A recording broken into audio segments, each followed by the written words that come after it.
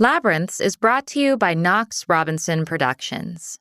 Please consider becoming a patron. For as little as $5 a month, you can listen to Labyrinths ad-free. Visit patreon.com/Knox Robinson to learn more. It's a nightmare. And it doesn't end. It doesn't stop. Every night I wake up 3, 4, 5, 6, 8 times a night. First thing that's on my mind is Brian, my son, and what we're going through. At nighttime, I'll be laying in bed and I'll hear Joanne crying in the middle of the night, sobbing. What do? How do you turn over to your wife, the mother of your child, suffering the way she is? Putting your arms around her? That doesn't help. I used to love spring. Love spring. The birds are chirping early in the morning. The cherry blossoms are blossoming. I get up in the morning, I put on the radio, and I'm old, so I'd hear a song from the 50s or 60s, and that's my kind of music. And I just smile. I just felt good inside.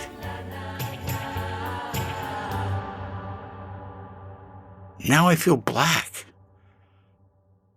The best minute of my day, Amanda, is the minute before I wake up. That is the best minute of my day.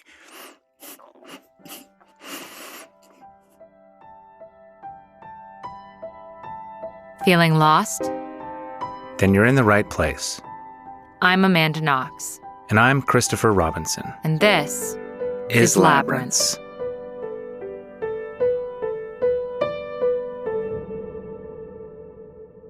A few years ago, an acquaintance approached me and said, "Amanda, I have some friends and they need some help. They need to talk to someone who's been there." We met Bruce and Joanne for some greasy dim sum in Chinatown. Bruce looked like a guy with a nice set of golf clubs. Gray hair, a warm smile, but sad eyes. A man who'd done well for himself and his family and had worked hard to get there. Joanne reminded me of my stepmom. Blonde hair, big blue eyes, braces on her teeth. They were suburban baby boomers. Unpretentious, but comfortable. The kind of people who spend their Sunday planting flowers, watching the Seahawks game. But we could instantly tell that their lives were not all flowers and football. They couldn't pass a steamer tray of shrimp dumplings without looking lost. That day, we learned the outlines of the tragedy that had befallen their family. And as the months went by, we'd meet again and again for dim sum, and they'd give us hugs and update us on their son, Brian. Fast forward to 2020, in the midst of the pandemic, and they were still lost. But they had finally resolved to tell their story. Okay, we are rolling. Okay, deep breath. Yes. How are you doing? It's hard, very emotional for some reason.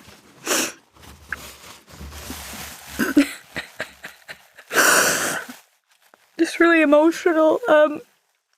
Sitting here with you kind of brings back when we first were introduced to you. We've spent the last 4 years fighting this. It's hard to look at what it's really done to me, to my husband, to our family. This life that we were living, that we had planned, that we were doing, disappeared within seconds. And to take all that in is, I don't know that I've taken it all in. I mean, I'm still processing it. What about you, Bruce? How does it feel to be here? Scary. Really? Yeah, extremely. Why is that? It's scary to tell the story and hope that people understand. He's right to worry. The problem Bruce and Joanne are facing is one that most people won't even try to understand. It's a problem society has little empathy for. It's a blind spot that seems to be passed over, even now, when so many of us are questioning long-held assumptions about crime and policing. when we are reevaluating who's dangerous in our society and what to do with those dangerous people. For the choices we make here have an enormous impact, not just on those caught up in the criminal justice system, but their families.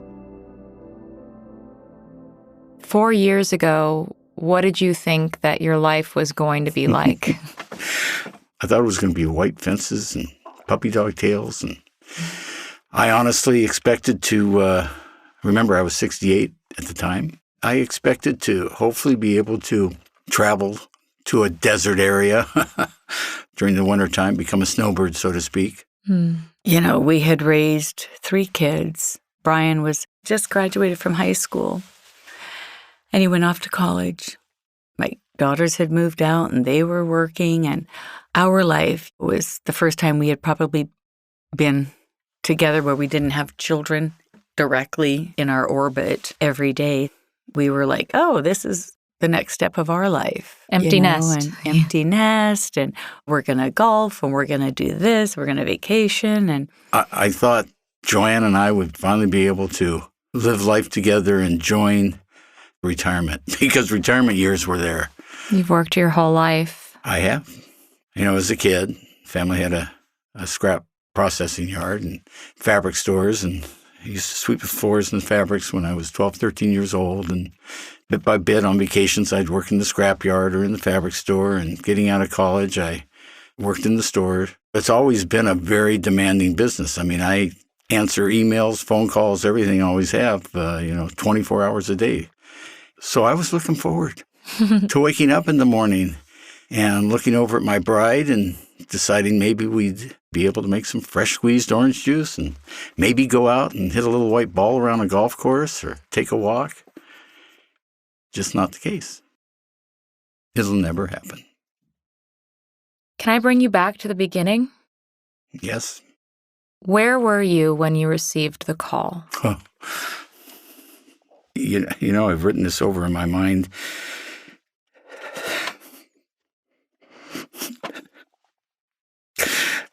I'm sorry. It's okay. I've written this over in my mind 3 million times. I got to tell you, it's been, I believe, 1,965,600 minutes since September 11th, 2016. I had played golf in the morning. Brian was sleeping when I left. Joanne had been invited to a friend's condo in Hawaii and was over in Hawaii. And I came home, and we play early, the 6:42 tee time. So I'm exhausted. And it must have been about 11:30, maybe even 12. I don't remember exactly. And I'm on the couch sort of dozing, and Brian comes up, says he's leaving, and I'm thinking we're going to watch the Seahawks game. Brian's got a little bit of packing to do, and then he's getting on a plane on Monday morning, 9:12, to go back to school in Santa Clara. So he's coming right back, I'm thinking, our last afternoon together before he goes back to school. And it's just the two of us. And should have pressed the issue, been a little more fatherly, asking where you're going. I should have said, you're coming right back, we're going to watch a football game, but I didn't say anything. And I go back to sleep on the couch, and I get a call. I don't remember what time, but it was a parent's worst nightmare. And he said he was in Thurston County, and he had been arrested. And, of course, I'm, what, this and that. He didn't want to go into it. He needed the name of an attorney. I got him a lawyer when I sort of got a taste of what it was. So he had to spend the night there, and I, too, spent the night in Olympia. I didn't tell Joanne. She was having a wonderful experience on vacation with her girlfriends. There was nothing she could do. And although it was certainly my baby, it was her baby. She had raised our daughters from another marriage, but this was her only child that she ever bore and was her world. I didn't know how to break to her. She was in jail. So I waited until Wednesday and told her. I went into a state of shock. I could not take in what my husband was telling me. I couldn't hardly function. I felt like a wild rabbit animal. Did Bruce tell you what Brian had been accused of when he called you that first day? God, I can't remember. I know he just kept breaking down crying. And not just crying, sobbing, where he could not really talk. What was going through your mind? Oh, if I had been there, if I had done this, if I had done that. 5 minutes this way, 3 minutes that way. You're just second guessing yourself on everything. Did you ever have any experience with the criminal justice system before all of this? Nothing like this. Not ever. No. It feels like I'm in a dream. A nightmare. Those first couple of days with Brian, we're sitting at home, scared. Brian could never imagine what was ahead of him. He was in a state of shock, as we all were. As a mom, nobody teaches you how to deal with something like this. There's no book, there's nothing that prepares you. This is something Amanda's parents experienced when she was first arrested in Italy. It's something that's not often acknowledged. The experience of the families of both victims and the accused suddenly thrust into the cold and complex machinations of criminal justice. It's almost like you're just getting fired at constantly by the attorneys, the courts, the prosecutor. To take it in, it's like you're taking in a volley of gunfire, right? Sometimes I used to sit there and think, my God, I'm so stupid. How come I can't follow this? I don't understand it because it's not meant to be understood. You go in there hoping and praying and thinking you were going to get justice, but all we got was this feeling of being railroaded. We fought for Brian, and that is not something that they like to see. They become very adversarial, and they just dig in their heels. Here's this child that I raised, and he's a great kid. We were raised in a smaller community. We participated in the community. It was our home, and we had friends, and Brian was very well-liked. He'd always had a huge empathy and compassion for people, and he would always take in, like, the underdog.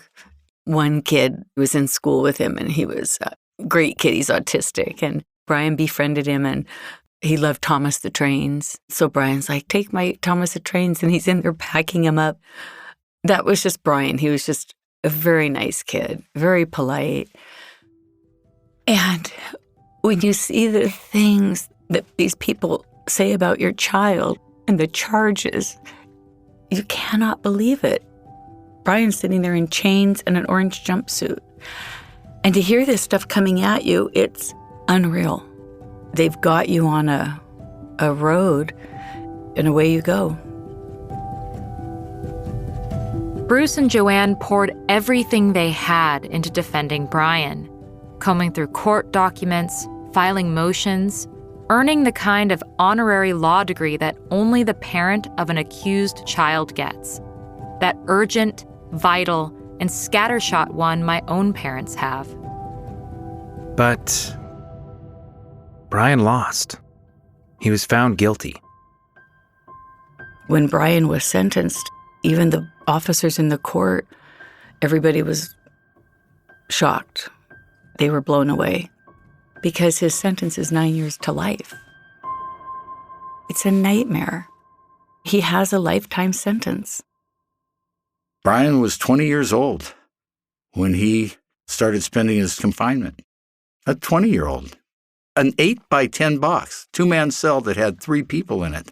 3 people. He would give up his bunk much of the time to the older gentleman and sleep on the floor. And I don't mean to be gross in any of this, but at nighttime, guys would get up, go to the bathroom, they'd sprinkle on him.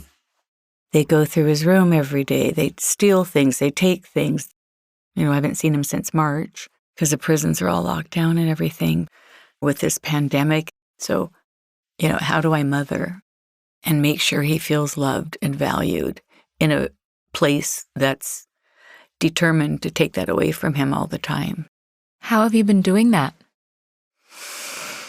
Well, I was visiting a lot. When he was first sentenced, they put him over in Coyote Ridge, which was 3 hours away. And I would drive over there. I'd leave about 5 in the morning, get there at 8. You could come on the premises a half an hour before, and then you can get out of your car 2 minutes before. Then everybody runs up to try and get a number. You're one of 50 to 100 people that want to see their loved ones. So, yeah, I just wanted to be there with him, and we would just sit for hours and visit and talk, and I wanted to make sure he had somebody he could talk to about his feelings and what happened. I mean, not only did I leave behind a life, my hopes, my dreams, it was nothing. What I've gone through is nothing compared to what he's gone through. So I'd have to keep reminding myself that, and that would kind of keep me going. And I'd always tell him, you be strong and I'll be strong, because we're out here fighting for you. You've probably noticed that we haven't yet revealed what crime Brian was accused and convicted of. We wanted to show you what happens to a family when someone gets ground up in the gears of our criminal justice system, no matter the crime, whether they are guilty or not. What you've heard from Bruce and Joanne, these are the consequences. It is not just Brian's life that has been forever altered by the way our society has chosen to deal with those it deems dangerous and unfit for freedom. Bruce and Joanne haven't done anything wrong.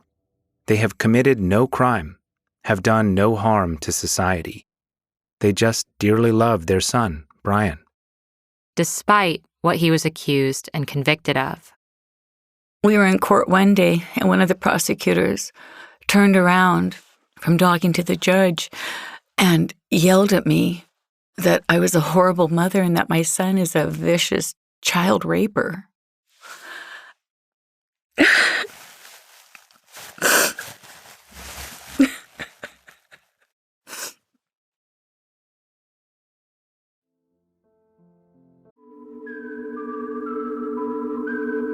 We could tell you all the great reasons you should support Labyrinths on Patreon, including ad-free episodes and exclusive patron-only content. But why not hear it direct from a listener? Hi, my name is Allie, and I joined Labyrinth's Patreon because there's nowhere else that you can explore the ebbs and the flows of humanity with the kind of truth and grace that you can get with Labyrinths. There really isn't anywhere else you can get that. Visit patreon.com/Knox Robinson.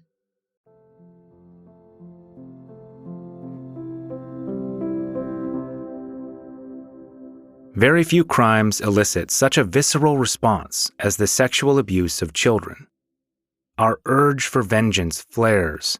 Our empathy goes out the window. We often place those who have killed on a higher moral plane than those who harm children. We wanted to understand the scope and danger of this problem from the perspective of law enforcement. So we reached out to Steve Moore, who served for 25 years as an FBI special agent, conducting covert operations against white supremacist groups, running al-Qaeda investigations for the Los Angeles office post 9/11, as well as working on child sex trafficking cases. In his long and difficult career, those were some of the most psychologically stressful cases. Society has a compelling interest in keeping pedophiles from permanently damaging and injuring these children. Pedophiles, when they abuse a child, will do damage for their entire life and frequently kill them as a way to keep from getting caught. I worked one in Virginia. The FBI had found a sex trafficking group where the main guy was headquartered in Richmond, Virginia. His business model was to provide one child to one person, and they paid a fee plus a deposit. And if you didn't return the child, you lost your deposit. They sent us out as kind of an undercover surveillance team to follow this guy because he had gotten a request, basically an invoice, to find a child of a certain age, look, hair color, that kind of thing. And then we had to follow him and watch him for 2 days as he scouted schoolyards. we had an agent from Richmond with us. And at one point he said, "This is my kid's school." I cannot tell you what those words did to everybody on the radio. What you're describing is utterly horrifying. Yes. One night in the rain, we lost him. Literally, we lost him. And I have never been so nauseous in my life. We knew what he was trying to do. He was gone for 24 hours. And when he got back, we begged our supervisors to let us just arrest him then. And he said, "Hey, but then we haven't gotten him trying to commit the crime." We're saying, what if we lose him again and he does it? And we could have stopped him. That is a microcosm of how law enforcement feels right now. What if we could have done something? And law enforcement is right to worry. Child sex abuse is a widespread problem. It's estimated that 1 in 4 girls and 1 in 6 boys will become victims of sexual abuse before they turn 18.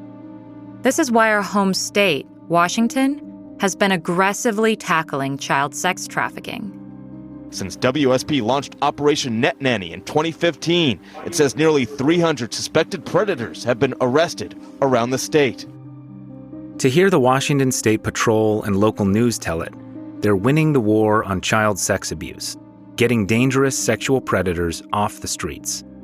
Indeed, most suspects plead guilty, and for those who do go to trial, there's a 95% conviction rate. I do feel that this is one of the most despicable crimes you could do. It's harming a child. That's the man who, more than anyone else, made Washington State a leader in apprehending dangerous sexual predators. Detective Sergeant Carlos Rodriguez of the Washington State Patrol. Many see Rodriguez as a hero, defending countless children from sexual abuse. And who can argue? As prosecutor Mark Lindquist says, there's nothing more affecting than crimes against children. There's just one problem. This was a manufactured crime. They're just catfishing. They're creating criminals of innocent people. Bruce and Joanne's son, Brian, never actually harmed a child. He was never close to harming an actual child. And neither were the 290 other men swept up in Operation Net Nanny. Over 150 of them are still in prison, serving an average of 6 years to life for attempted child rape. And even if released, a potential lifetime on the sex offender registry. Brian's ordeal began when he responded to a casual encounters post on Craigslist, where users had to certify they were 18 or older, where people often sent photos that didn't match their personal descriptions, and where role play was common. It was a darker and older corner of the online hookup world than Tinder, but by no means niche. Back in 2009, Craigslist revealed that casual encounters posts amounted to 2% of all Craigslist postings. This was the place where Washington State Patrol laid their trap. A recent New York Times exposé describes it like this. She came to the door just as she'd said, in torn jeans and gray sweatshirt, as beautiful as her photo. She didn't look 13 at all, more like she was in her 20s. When he got inside, she disappeared down a hallway. Suddenly, 2 police officers wearing bulletproof vests appeared from a back room, ordered him to lie on the floor, and handcuffed him. That account from the New York Times is not about Brian, but another man caught up in the same Net Nanny sting operation. The undercover officer posing as the 13-year-old was actually 24, 4 years older than the suspect. The particulars of Brian's arrest, the emails and texts with the undercover officer who lured him in, make him look worse than this. Though it's worth noting that the undercover officer had to reinitiate contact with Brian twice after he stopped responding. But perhaps more importantly, emails and texts are just that, words. They aren't actions, and people say things all the time that they don't intend to actually do. Bruce and Joanne say that their young, impressionable, and horny son was simply saying whatever he thought the woman on the other end of his text messages wanted to hear. But let's set aside the question of Brian's true intent for a moment. The men caught in these net nanny stings are on a spectrum, from desperate adolescents with role-play fantasies to potentially dangerous predators. But the tricky moral questions of guilt are the same, for none of these men actually harmed a child. So how does net nanny actually work? These stings are derived completely through fraud, deceit, and lies. They don't even follow the standard operating procedures. And they're allowed to get away with it because it's such a horrific crime that the bias is that they're just guilty. Mm-hmm. It's like you're walking around in another universe. You're like, this doesn't happen. People don't sit for 2 to 3 days and psychologically manipulate a young person to be a criminal, do they? Do people do this? In net nanny stings, police officers write posts on places like Craigslist, often benign-sounding women for men posts. And then, when a suspect responds, they steer the conversation towards sex with a minor, often a fictional son or daughter. If they use photos, according to the New York Times, they are of the youngest women on the force, who are definitely not minors. Over the course of several days, they will flirt with the suspect via text, continually bringing the subject back to sex with the fictional child. They agree on a time and place, and then the officers lie in wait, pouncing once the target takes a substantial step towards the commission of the hypothetical crime. But what is a substantial step? Often, it's just showing up in a parking lot with a bottle of lube or condoms that the undercover officers insisted the target bring. They may not even have to leave their car to be convicted of attempted child rape. Why don't the police say to them, hey, kids are in the other room. Go on in, I'll be right in. Because they're going to say, hey, whoa, well, I thought you were kidding. I thought we were this and that. And they wouldn't have a case. But they don't do that. They just arrest them. If you really wanted to see how far a suspect would go, you'd think you'd wait until the last possible minute to spring the trap. But Washington State Patrol isn't incentivized to do that. Once the suspect has crossed whatever minimum threshold for attempt that will hold up in court, giving them further opportunities to back away would only lower their arrest and conviction rate. Compared to an actual child trafficking case, where concerns about re-traumatizing a child witness lead prosecutors to offer plea deals, net nanny arrests are a breeze in the courtroom because all the witnesses are undercover officers, making it far easier to charge the max and secure a conviction. With very few exceptions, these men get convicted of attempted child rape and end up with sentences that are often harsher than those for men who have actually harmed children. One reason for this is that Washington State offers alternative sentences for offenders who have an established relationship with the victim. But in net nanny cases, there are no established relationships because there are no victims. As the New York Times put it, in Washington, a man could be caught fondling his niece and potentially qualify for an alternative sentence. But if he sends lewd texts to an undercover detective, he does not. In prison, these men convicted of phantom crimes are often treated just like actual rapists. There was quite a few guys in the prison that were associated with this net nanny, and they would get the press releases. The guards would, and they would give them to other prisoners to read the press release out in the middle of the night. So the guys had, no cover. They had no ability to protect themselves. So far, 8 people have committed suicide. 1 was stabbed to death. And in the midst of looking out for their own safety, there's the strange cognitive dissonance that young men like Brian have to deal with. In his mandated sex offender counseling sessions, they ask, "Tell me about your victim," to which Brian can only reply, "I don't have one." Meanwhile, on the outside, the Washington State Patrol holds press conferences that hand-wave that detail, as if the lack of any victim were irrelevant. Prosecutions of actual human traffickers are rare, so the big arrest numbers and high conviction rate in Operation Net Nanny are a PR win for law enforcement, despite the fact that these sting operations are not saving any actual children from abuse. These press conferences then help them solicit donations for further sting operations. According to the Times, Operation Underground Railroad, a private, religiously minded entity that aims to rescue children from sex trafficking worldwide, donated more than $170,000 to the Washington State Patrol, paying for detectives' hotels, food, and overtime while conducting the stings. But these press conferences also function as a further form of punishment. They do these press releases. I guess they call it name and shame. And then they did us the horror of coming to our little tiny town newspaper and writing a huge op-ed piece, basically calling Brian a child raper. It was just like a bullet to Brian's heart. They just took this kid out. There's no doubt that these stings play great for the reputation of law enforcement. But at whose expense? Who are these men arrested, and what are they actually like?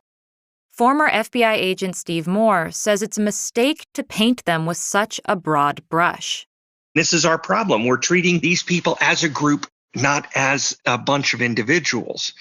There is a huge spectrum of people who prey on children, and it goes from the uncle or the grandpa who abuses a family member, all the way to people like Epstein who use huge amounts of money, influence, and power to get what they want, where people are literally out there doing this as a business.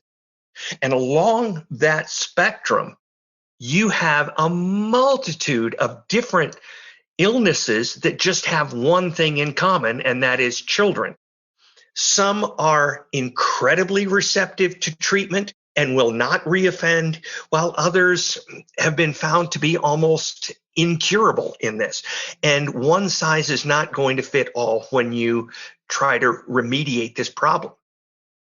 The image we have of the person who is arrested for attempted child rape is usually the lone wolf predator, the unloved creep holed up in some basement, or prowling a playground in a trench coat. We don't usually imagine that person as having friends, as being part of a family and community, as loved. Or if they are loved, we imagine that, when the truth comes out, their friends and family would recoil in horror and betrayal, and disown them.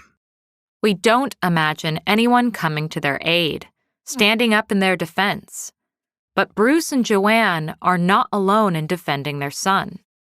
The men arrested in Net Nanny range in age from 17 to 77, and a fourth of them are 25 or younger, like Brian. There are surely a few men in this group who are legitimately dangerous.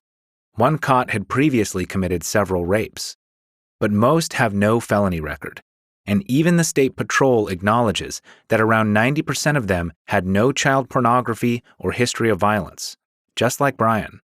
And possession of child pornography is a huge predictor of child sexual abuse. According to the Department of Justice, in 2012, over 80% of men arrested for child sexual abuse were found to be in possession of child pornography. 90% of these people have no history of any reports or anything of abuse of a child. Doesn't something seem odd? Every one of these people have a story. Every one of them.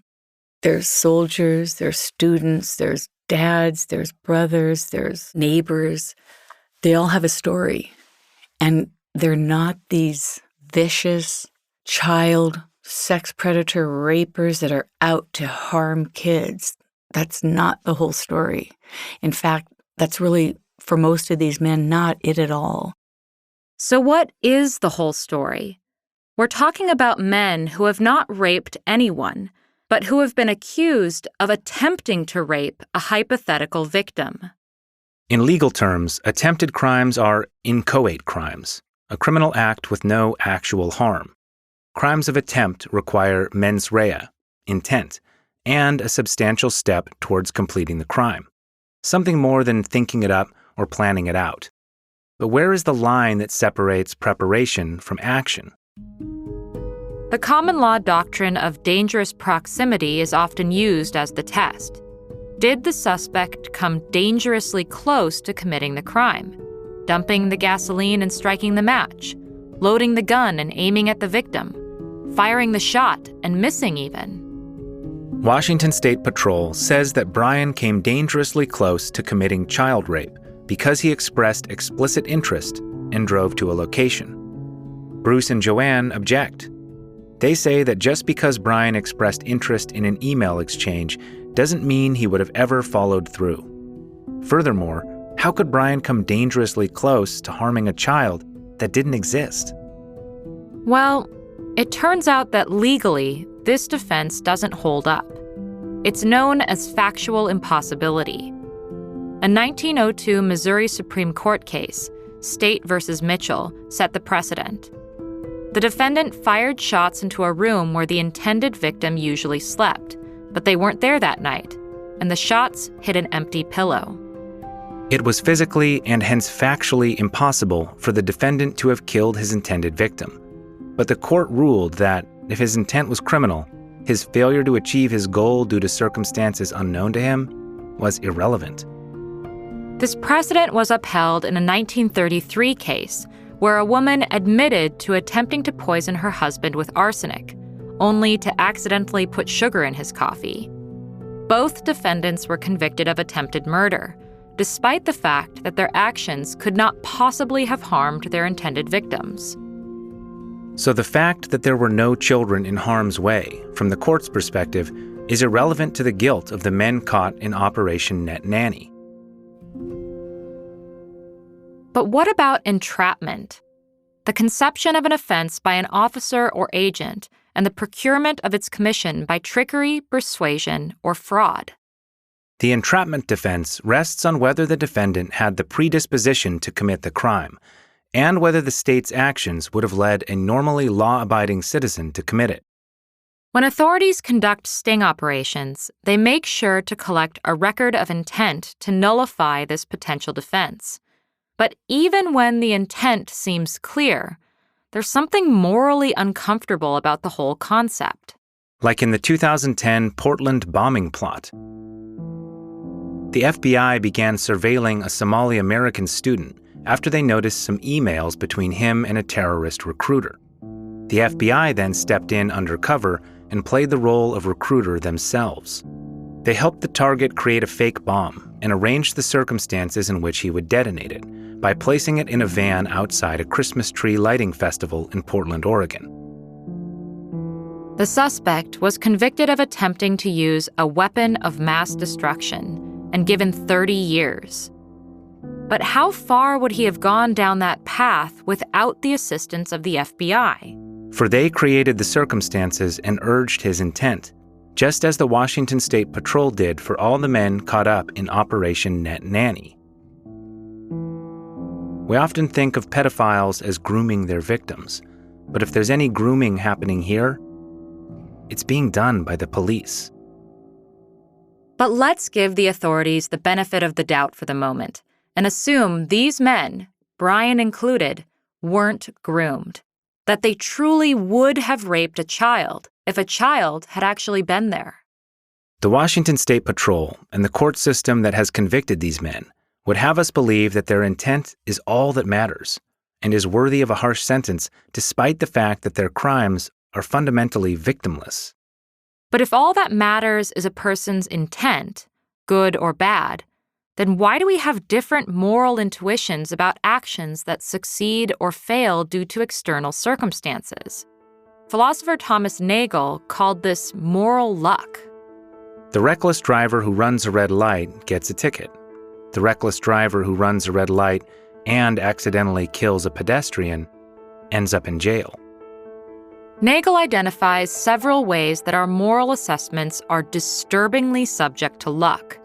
2 of them are directly applicable to Operation Net Nanny. The first is constitutive luck. What kind of person are you? For none of us chooses our inclinations, weaknesses, or temperament. Drug addicts don't choose to have addictive personalities any more than pedophiles choose to be born with harmful desires. The second is circumstantial luck. Nagel offers the example of an officer in a concentration camp who may have lived a quiet and harmless life if the Nazis had never come to power. We don't choose our circumstances, but our circumstances shape our choices. With Operation Net Nanny, the circumstances in which the men arrested took a substantial step towards harming a child were fabricated by police, who encouraged that bad intent. Nagel himself admits that there is no easy solution to the paradox of moral luck. We don't have a solution either, but reminding ourselves that, as Nagel says, everything we do belongs to a world that we have not created, helps us to understand why Bruce and Joanne are fighting to save their son. It doesn't end because we chose to fight it. And in fighting it, there's the good and the bad of that. The bad, you definitely are targeted for more harsh sentencing. The good is that, I don't know, I guess you're fighting. I don't know that there's good in fighting our system, but I had to fight for my son, but it wasn't only that. We're not special. They did this to a lot of people. With few legal remedies available to help their son, Bruce and Joanne have been banding together with other parents of young men arrested in Operation Net Nanny and are looking for political remedies to their shared tragedy. We're like, please don't let anybody have to go through this. Any other parent. I don't know what else to do with all this except try and help other people through this and try and give them a voice, because your voice gets taken away because you're a nobody all of a sudden. You're not only just a nobody, but you're an evil, ugly, horrible person. We've become sort of the point people for all of these people. We've reached out to several others. We've gotten stories. We've talked to them. We sent emails. We're in some ways their hope in that we've contacted legislators, of which the ones we've contacted all look at us like we're aliens. They can't even believe this is going on. And when they hear the story, one of them said, well, that's entrapment. One of them started crying, holding Joanne's hands, just literally started crying. And they feel the pain that we're going through, but the law is made the way it is. The only way I ever see this being resolved is through the legislature, changing the law and changing the consequences. They're actually burying these individuals and their families alive. I feel buried. I feel dead and walking around. When I talk to legislators, the ones I've talked to, they're behind us. They support a change. But it's like pushing a boulder straight uphill. So, we're taking a bite of the elephant one bite at a time. When they say they're making the community safer by taking these horrible people off the street, well, my son wasn't a horrible kid. Definitely he was psychologically manipulated and played and lured, but God, not a bad kid. It's easy to dismiss the mother of a convicted criminal as biased, blinded by her love. But I think we too easily judge people like Brian through a binary lens of monster or saint. The truth is, even if he were guilty of a crime, he could also be a good kid. This is a truth that the authorities in the media seem unable or unwilling to see. To them, the men caught in Operation Net Nanny are, by definition, creeps. These officers go online, they pose as kids, and they lure these creeps in. And the little empathy they have, you can probably guess where it's directed. And I imagine this type of work has got to be emotionally really taxing for these officers, right? Washington State Patrol justifies Operation Net Nanny by saying they're doing it for the families. They're looking out for parents and their children. But what about Bruce and Joanne? They're parents too. Brian is their child. Does our society have a responsibility to look out for him too?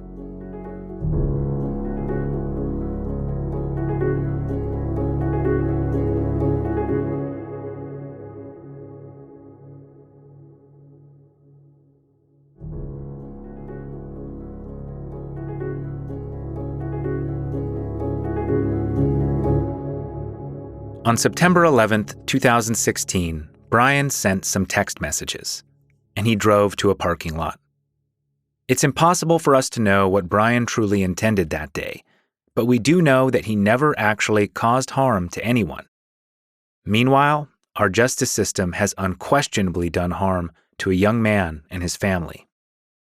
You forget who and what you are going through something like this. You become either angry or bitter or weepy or depressed I've been through them all.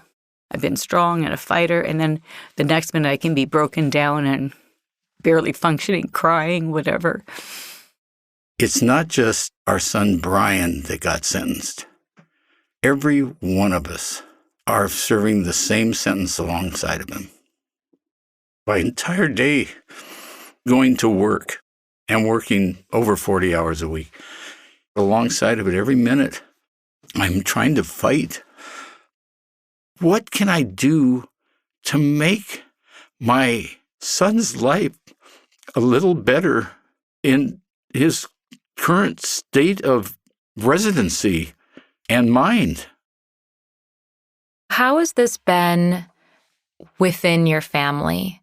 Have you all always been on the same page, or has there been conflict? No, we have not always been on the same page. Joanne and I, there's not a day that goes by that we don't give each other a hug and a kiss and start yelling at each other because she sees this way. I see that this way. She thinks I'm not listening to her. I think she's not listening to me. And it is, screw you, and I'm grabbing my keys and my pajamas and I'm moving out. And believe me, there are words that are said that I can't believe that we say to each other out of pain and hurt. So between the two of us, it's daily. But the next morning, wake up and we know we're in the fight together, and we know we love each other and we love our family. And if we didn't love each other as much as we do, we would never make it. What you're talking about really, really resembles what my family went through. Like, every time there was a family gathering, my Oma's way of dealing with it was she was very angry. And so she wanted to talk about how angry she was at the prosecutor. And she would also always carry a candle with her, and she would light the candle and she would say, "This is Amanda." And so that was my grandma's way of dealing with it. Whereas my mom was like, I can't just rage about the prosecutor all day long, every day. And so my mom and her mom were having this disconnect. Right. For me, you make these choices. Okay, I can't rant and rave anymore. I just can't do it, right? I just read an email that I wrote a couple of people, and I said, I reread it, and it was just anger. And it was so strident. And I thought, well, is that really who I am now? Is that who I am? I've had to wrestle with all of these questions, and, how do I go forward? What is my life? It stopped. Our life has stopped. And Brian's life hasn't just stopped. His whole future has disappeared. He and his family got a taste of what lay in store for him when he was released on bail shortly after his arrest. The conditions of him being released were harsh. He couldn't go to a grocery store. He had friends that were under 18. He couldn't see his friends. He couldn't do anything except sit at home. He was afraid to go for a run. If he went by a school, he might be rearrested. And as we talked to the lawyers said, just go on and live your life, which that ended up getting him in trouble. How so? He had friends that were from out of town, and they were going to be playing it sounds so silly, in a lacrosse game. And he needed to see his friends. He needed to be able to tell his story that, hey, I'm not what you're reading in the newspaper. That's not me. And it was older kids playing lacrosse. We asked our attorney. He goes, sure, okay. It's a nighttime game. And we went. It was a rainy night. It was actually one of the worst storms of the year that night. And we made sure he sat with us so he wasn't around kids. Now, the event during the day was training camp for kids K through 12. But it ended at 4:30, and then the men's at 6:30 or 7. People were staring at me and giving me filthy looks, and one of the women, her husband's an attorney, and she said, well, I know that there's restrictions that he has when he's out on release, and he broke them. She's known my son for 6-7 years, adored him, laughed, told me what a great kid he is, how funny is Brian. Somebody at the game reported that he was there and it was a children's event. So they called up and they said, we're going to rearrest your son. They came to our house with, I think they had about 8 to 10 SWAT-type vehicles. They were in SWAT gear. They surrounded the house. They took him in and rearrested him, and that was due to people that had known us for years. Brian may never get released. After 6 more years, the parole board has the ability to punt him back to prison in 3 to 5 year increments for the rest of his life. But if he does come home, freedom will be far more difficult than it was in the immediate wake of his arrest. We thought that the terms to get his bail and get him out of jail was tough. It's life-ending, basically, because of the requirements of sex registration. He has over 3 pages of requirements that you have to live by. His life is going to be a tough, very limited life. He was in college. He was going to be living on his own for the first time in his life. He said, who's going to love me, Mom? Who's ever going to want to be with me? Who's ever going to want to have a child with me? And I said, Brian, you're a great kid, and we're just going to find ways to deal with this and tell our story, and that's all we can do. I'll hear a song that reminds me of a girl I was dating maybe in high school or in college, and it just makes you feel good inside. But the first thing that pops into my mind is thinking, my son will never have that. He'll never feel the joy of that young, first true love. When he gets out, he has to get permission to kiss a girl from his parole officer. How do you go through life knowing that your child is going to be strapped with such incredible demands upon him and told to live a normal life? How are they possibly going to re-enter society? It's like you're a rat on a wheel. Well, to be a sex offender, you have to get a job. That's part of your community custody release. You have to get a job. Okay, well, let's see, I can't use the internet, but everything's done online when you go for a job interview. And the minute you say sex offender, it's like, okay, fine, I can't hire you. Mm-hmm. This is even true for companies like Mod Pizza that go out of their way to give second chances and hire people with felony records. And they're to be commended. And in talking to one of their executives, I praised them for what they do for previously incarcerated individuals. And he said, yes, we try and give a chance to everybody that we can, except we're not allowed to hire sex offenders. City of Seattle, you have to rent to everybody. Felon, whatever, makes no difference except for sex offenders. I can't find a place that is far enough from a school, a church, a beach, a park that allows him to live there. I'm working to try and leave enough money so he can be able to take care of himself because I'm old. If he's released on time, he will be released on my 78th birthday. 78! How many more years do I have? With the Lord's prayers, hopefully long enough to make sure he can figure a way through the puzzle ahead of him. Brian wanted to become an engineer. So that takes a lot of schooling, and I don't know that he'll ever be given that opportunity. Financially, I don't know if we'll ever have the money. I'm working to be able to allow him to make that decision, where so many of these people will never, ever have opportunity. Most of the people that come out on the sex registry, most of them spend their lives living in the woods. You may or may not think that such a life is what Brian deserves. But what do Bruce and Joanne deserve? What does society deserve? When it comes to this issue, we've allowed our emotions, our moral disgust, and our fear to cloud our judgment about what is actually effective. We read articles every day about how sex offender laws, registry laws, do not work. They're just punishment and shame.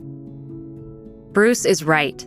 Study after study shows that registry laws don't reduce recidivism. They may even increase it by denying those convicted of sex offenses the opportunity to successfully reintegrate into society. Studies also show that child molesters have lower recidivism rates than generally believed, between 9 and 35%. For context, those convicted of assault or robbery have recidivism rates above 80% in some studies. For former FBI agent Steve Moore, the problem with stings like Operation Net Nanny is that they cast their net too far and wide. If you're going to enforce something, what is the worst thing you could do? You could destroy public confidence in how it's done. I don't have a lot of problem with well thought out, reasonable policing of the internet, but there's a difference between policing and targeting. There is a difference between somebody like Brian, who was on Craigslist using his own name, and a 40-year-old man posing as a 12-year-old girl in a Tiger Beat chat room. When somebody is in their late teens, early 20s, my God, they may not even realize what's going on in their own heads. That's the time to put them into a rehabilitation situation instead of, ironically, putting them into a situation where they'll probably get sexually abused. First offenses are being very, very rigorously enforced. But at the same time, we don't have a crystal ball into their mind and say, if this guy gets 6 months in a halfway house and counseling, well, the judge who gave him that is on the hook for the next time that guy goes out and potentially kills a child. People don't want to be the one who let out a potential child murderer. So that is the disincentive. And so when a judge, when a politician, when a DA, when even an investigator or a prosecutor gets a pedophile case, they want to hammer it because anything less is a liability. They view these people as ticking time bombs. And unless you can convince them that they're not going to go off, they're going to want those things put far away from them. It's so much easier to send somebody away for a long time and say, well, if they go out now and do something, at least I did my part. As for us, Operation Net Nanny doesn't measure up for a lot of reasons. For one, it's designed to nab strangers seeking children over the internet. But 93% of child sexual abuse happens within families and intimate communities, like churches, sports teams, and schools. Wouldn't it make more sense to put those proactive policing resources towards educating and supporting families and communities? Our culture of hysteria is producing criminal policies that look good in political campaigns for tough-on-crime DAs and sheriffs, but which do little to stop actual human traffickers or to reform potential abusers. What should have happened to Brian? What every psychologist I've talked to said, they should have had a year or two of counseling. They should have been given diversion. Education and counseling be watched for a year or 24 months. This really presents a question for all of us. What kind of society do we want to live in? Are we willing to use manipulation to catch potentially dangerous people, even if we risk locking away confused young men who pose no risk to society? And if we do successfully identify a person who has the potential to commit a serious crime, when we catch them before they ever hurt anyone, are we a society that destroys any chance they have of a normal life? Or one that recognizes the threat they pose and watches them very carefully, while also trying to help them battle their urges, improve themselves, and contribute to the good of all? Are we a society that has sympathy for people like Bruce and Joanne, or one that writes off their suffering as collateral damage?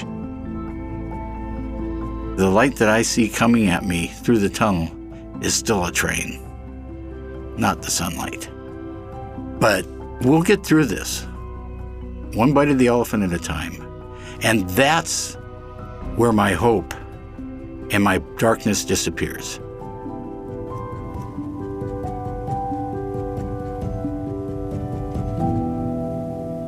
Well, I have taken an hour of your time, so I just want to ask if there's anything on your mind that you want to say before I thank you and let you go on your way and take a deep breath and go for a walk. The one thing that I want to say is to all the other mothers, fathers, grandfathers, grandmothers, uncles, aunts, brothers, sisters who are living the same sentence as their loved one, I pray that all of us can one day put this somehow behind us and begin to live life again. Thank you, Amanda. I just want to say really thank you for letting us have a voice. Yeah. Thank you so much. All right, let's get out of this stuffy booth, okay? Was that okay? Was I just like crying all the time? Could anybody understand me? You're perfect. There's an answer to Joanne's question. Yes, we can understand. But the more important question is, will we choose to? Join us next time as we sit down with tattoo master, street artist, and guitar legend Dave Navarro of Jane's Addiction and the Red Hot Chili Peppers as we explore the trauma of his mother's murder, which has been haunting him for decades. So come on, get lost with us. Find us on Twitter at Amanda Knox, at ManUnderBridge, at knoxrobinson.com, and subscribe so you don't miss the next episode of Labyrinths. This episode was written by us, edited and sound designed by Chandler Mays, with theme music by Josh Budo Karp.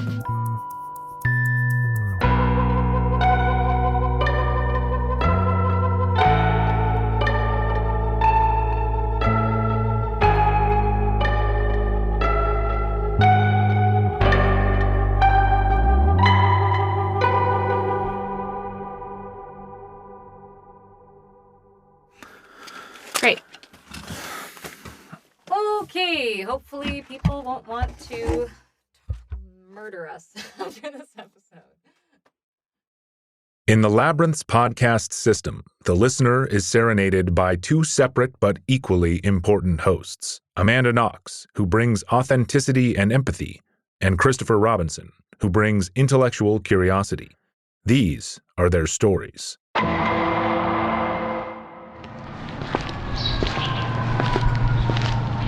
What do you think, Knox? Looks like a podcast junkie, shot up with one too many ads. Should have become a patron from the looks of it. Who wouldn't prefer ad-free episodes and signed books and live video hangouts over overdosing on ads in an alleyway? Don't patronize me, Knox. Leave that to the listener. Visit patreon.com/Knox Robinson.